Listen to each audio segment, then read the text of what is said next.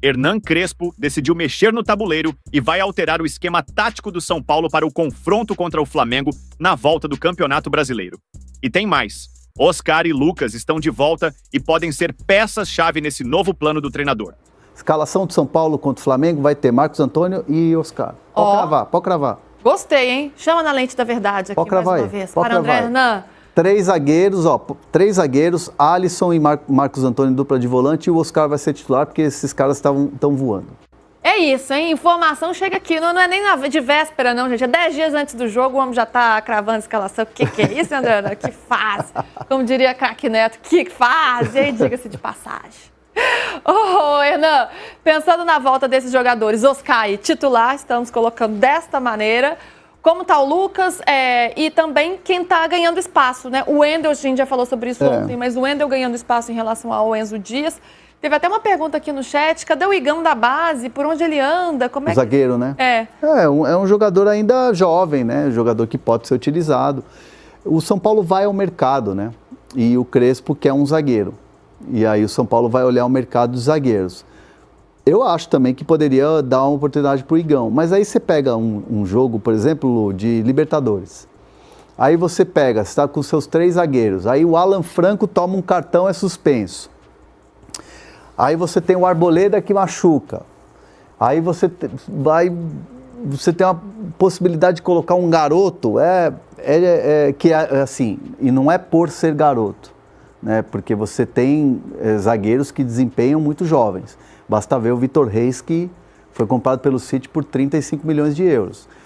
O que eu estou falando é vivência no time principal. O Igão ainda está partindo para essa transição, ainda está experimentando o que é o treinar no profissional, aí ajuda o sub-20, aquela coisa toda. É um moleque muito promissor. Para mim, assim, o Igão tem tudo para dar certo, como deu certo, por exemplo, o Beraldo.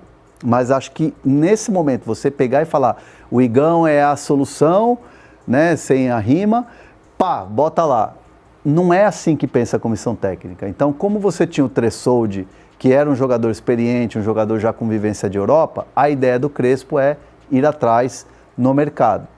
Você tem ali alguns jogadores que inclusive foram sugeridos pela comissão técnica, não só para o meio-campo, mas também para o ataque. Então, são 3 posições ali que o São Paulo vai correr. E repito, aqui a gente tem que ter muita responsabilidade para não criar expectativa no torcedor, achar que os caras vão contratar jogadores ali nível para disputar a final de Libertadores. Não é.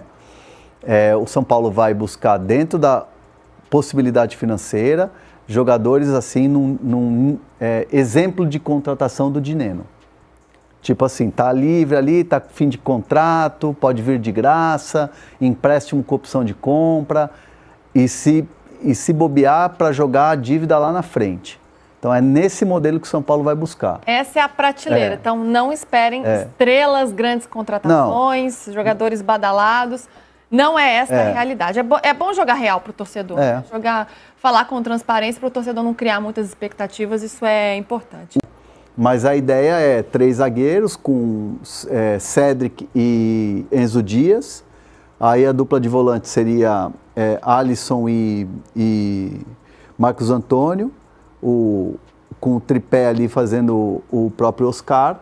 E aí você tem o Lucas, aí você tem o Ferreirinha, jogadores que podem te dar uma velocidade pelos lados do campo, com o André Silva lá na frente. Estou falando de quando todo mundo estiver pronto, né? Então é um time que vai tendo uma cara, é um time que vai ganhando o esboço, é um time que vai ganhando aquela coisa de um modelo de trabalho do treinador. E o São Paulo está apostando muito em treinos em 2 períodos.